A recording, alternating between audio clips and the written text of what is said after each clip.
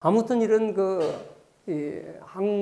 새로운 탐험가들이 신대륙을 발견해서 우리가 이걸 갖다가 뭐 대항해 시대다, 이렇게 얘기하는데 사실 이때는 이제 상업혁명이라고 부르는 게 맞습니다.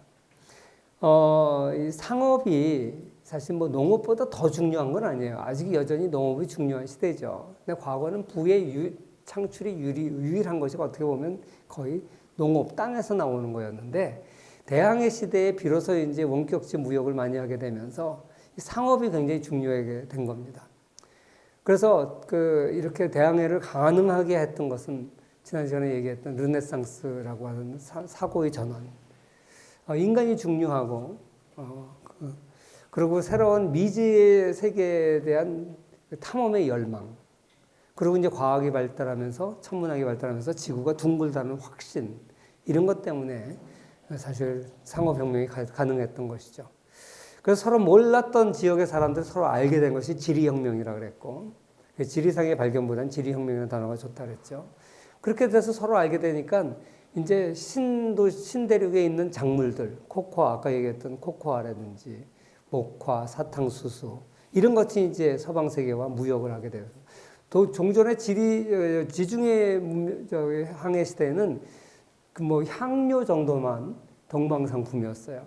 그런데 이제는 이런 새로운 상품들을 많이 알게 되고, 상업의 중심지가 지중해 시대에는 베니스가 가장 중요한 도시라고 했어. 베네치아. 그게 이제 대서양 연안으로 바뀌게 되고, 리스본이라든지 이런 도시가 가장 중요한 이제 도시로 떠오르게 됩니다.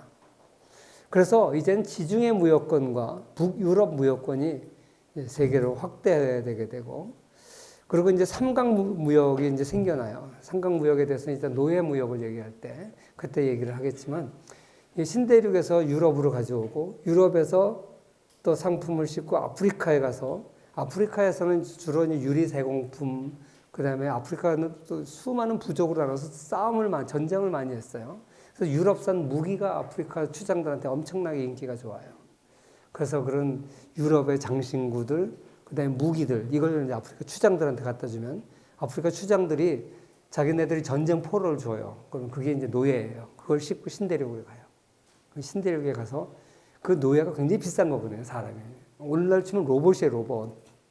그 노예를 갖다 팔고 신대륙에서 있는 아까 얘기하는 그런 카카오니 뭐 설탕이니 이런 걸 갖다가 이걸 싣고, 이 삼강무역이에요. 물론 삼강무역의 종류는 여러 가지 종류가 있습니다만 가장 대표적인 삼강무역이에요. 그러면 어마어마한 부가 이제 창출이 되는 거죠. 이렇게 해서 이 16세기, 17세기 유럽이 부를 축적하기 시작합니다. 이렇게 부를 축적하니까 나중에 그게 기초가 돼서 공장을 세울 수 있는 돈 많은 부자들이 많이 생겨나는 거예요. 자, 그래서 이렇게 스페인과 포르투갈, 이 나라 이베리아 반도에 있는 두 나라가 중심이 돼서 세계 무역을 하게 되는 것을 우리가 초기 제국주의 시대라고 합니다. 그러다 17세기에 와서 네덜란드가 그 뒤를 잇게 되는데, 이 시대에 우리가 제국주의 시대에 약탈을 했다 그러는데 주로 뭘 했겠어요? 약탈 그러면 약탈 문화재가 생각이 나요. 그죠? 근데 사실 이런 문화재는요, 그냥 부산물로 조금 가져온 거예요. 사실 여러분 생각해 보세요. 문화재를 많이 가져가서 부자가 돼요? 어떤 사람 막수주의자들은 서양이 오늘날 잘 살게 된 이유가 이렇게 신대륙에서 약탈을 많이 해와서 잘 살게 됐다고 생각을 해요. 과연 그럴까? 그 얘기에 대해서, 거기에 대해서 한번 우리 생각해 봅시다.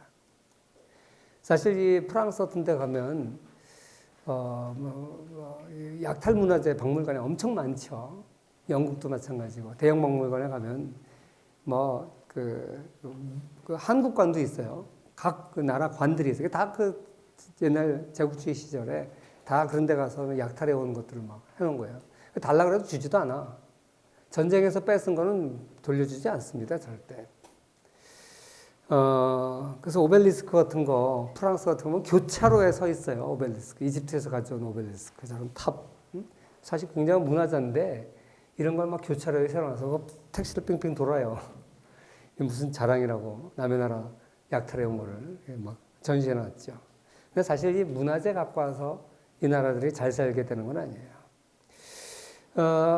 그 다음에 이제 후추 이런 향신료를 많이 갖고 왔죠. 그래서 아까 얘기했던 삼각무역의 핵심은 이제 초기에는 이런 향신료였습니다. 뭐 설탕 이런 거. 그 다음에 금과 은, 뭐 조금 전에 얘기를 했고요. 그 다음에 노예. 노예는 베네치아에서 제일 그 중요한 물품이 또 노예라 그랬잖아요. 마찬가지로 대서양 시대에도 노예가 굉장히 중요한 물품입니다. 이런 걸 통해서 무역을 통해서 엄청난 이제 부를 축적하는 거죠. 근데 이 스페인은요, 이렇게 많은 것을 약탈해 왔음에도 불구하고 스페인의 그 세계 재편은 거의 70년 만에 막을 내려요. 아니 사실 이렇게 많은 것을 약탈해서 부자가 됐으면 계속 지배를 해야 될 거 아니에요.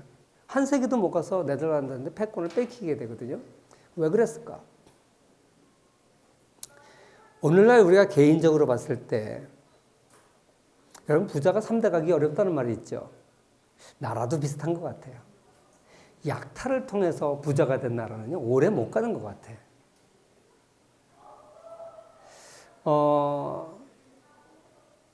그 졸부들이요, 자녀들을 제대로 교육 못 시키잖아. 요새는 조금 얘기가 다를지 모르겠습니다만. 또 여러분, 그 복권 당첨해가지고 자손 만들어 부자가 된 사람 봤어요? 되게 복권 당첨된 사람은 패가망신하더라고. 복권 당첨하면 제일 먼저 하는 게 뭔지 아세요? 세 가지를 바꾼대요. 집 바꾸고, 차 바꾸고, 마누라 바꾸고. 물론 여자가 당첨되면 남편을 바꾸겠죠. 대부분 그렇다 그래요. 가정이 제대로 된 가정이 없대요. 그러고 나서 그 당대에 망한다 그러더라고. 나라도 비슷한 것 같아요. 스페인도요. 그렇게 어마어마한 부가 금은 보화가 막 신대륙에서 쏟아져 들어오니까 스페인 왕이 한 게 뭐예요? 유럽의 온갖 왕위 계승 전쟁에는 다 개입해요. 막스 베버가 추계한 바에 의하면 칼 5세는요 당대에 다 말아먹었어요. 그래서 국가 수입의 70%를 전쟁으로 낭비했고, 그리고 향료, 후추, 그리고 중국에 가가지고 도자기니 뭐 이런 거 사느라고 다 낭비해버렸어요. 사치품들 산다고. 그 아들인 필리페 2세가 1556년에 등극해보니까 자기 아버지가 앞으로 있을 수입까지 예상해서 그걸 저당 잡혀가지고 다 말아먹었어. 전쟁하느라고. 그래가지고 그 다음에 이듬해 1557년에 파산선언을 합니다. 파산선언이라는 게 뭐예요? 오늘날로 치면 채무불이행이에요. 왕이 전쟁을 하거나 뭐 하는데 필요해서 국채 발행을 하잖아요. 그리고 10년 만기가 돌아오면 갚아야 돼요.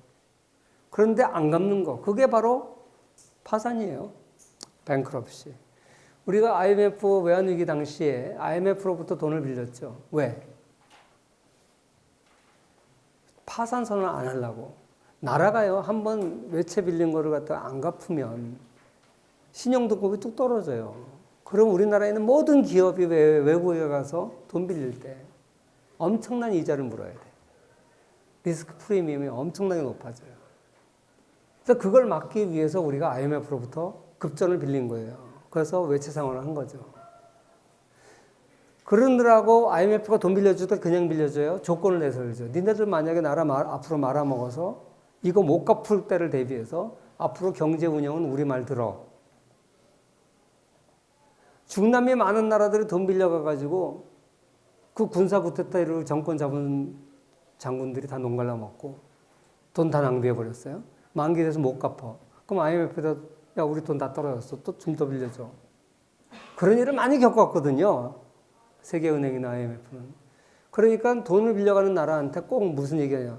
돈 빌려가려고 하면 우리 말 들어. 경제 운영은 우리 말대로 해. 그래 니네들 경제가 회복돼야지 우리가 빚을 받으니까. 그래서 그걸 약속하고 돈 빌려가는 거예요. IMF로부터 돈을 빌려는 대신에 뭘 했어요? 경제 정책 운영의 주권을 넘겨준 거죠. 그래서 IMF는 우리나라의 부채 비율 높은 기업 다 망하게 이자를 올려. 그래서 정책 금융하지 말고 얘네들이 이자를 올려서 정말 이렇게 높은 이자율을 내고도 기업 활동해서 이익을 남길 수 있는 기업만 돈 빌려가게 이자를 시장에 맡겨. 이자율이 엄청 올라갔잖아요. 그래서 많은 기업들이 흑자 도산을 했어요. 왜? 우리나라 기업들은 부채가 너무나 많았기 때문에. 그래서 BIS 비율 200%로 맞춰 은행들로 하여금. 그러니까 그걸 맞추려고 하다 보니까 은행들이 기업에 돈을 못 빌려주는 거예요.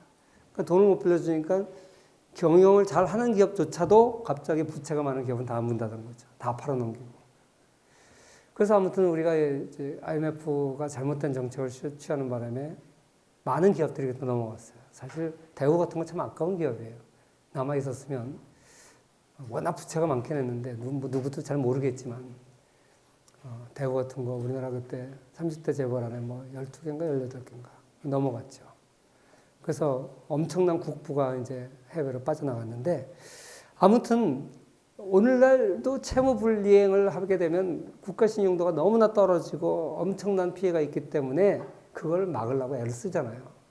근데 스페인은 필리페 2세는 등극하자마자 그 다음 해에 바로 채무 불이행 선언을 해버려요. 야, 이거 못 갚아. 돈 없어. 10년 연계, 10년 후에 갚을게. 그래서 여기 보면요, 1557년에 시작을 해가지고 1560년, 75년, 96년 거의 10년마다 디폴트 선언을 해버려요. 채무 불이행 선언을 해요. 왜 이렇게 됐겠어요? 만약에 금과 은을 가져와서 정말 부유해졌다면 이런 일을 하겠어요? 그러니까 금과 은을 가져오는 게 나라가 잘 사는 길이 아니에요. 그런데 중상주의 시대에는 국부의 원천이 금덩어리, 은덩어리라고 생각을 하고 돈만 많으면 잘 산다고 생각을 하고 이렇게 금과 은을 가져오는데 혈안이 되어 있던 거예요. 금과 은이 많아지면 나라가 잘 살게 됩니까? 한 나라가 돈이 없으면 돈만 찍어내면 돼요?